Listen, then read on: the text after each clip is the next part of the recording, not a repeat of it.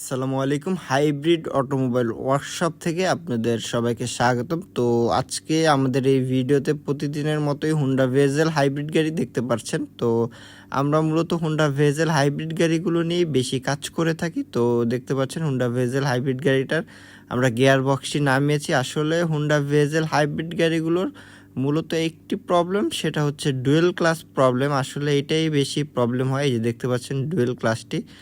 তো এই dual class আমরা খুব অল্প টাকায় এবং গ্যারান্টি সহকারে রিপেয়ার করে থাকি।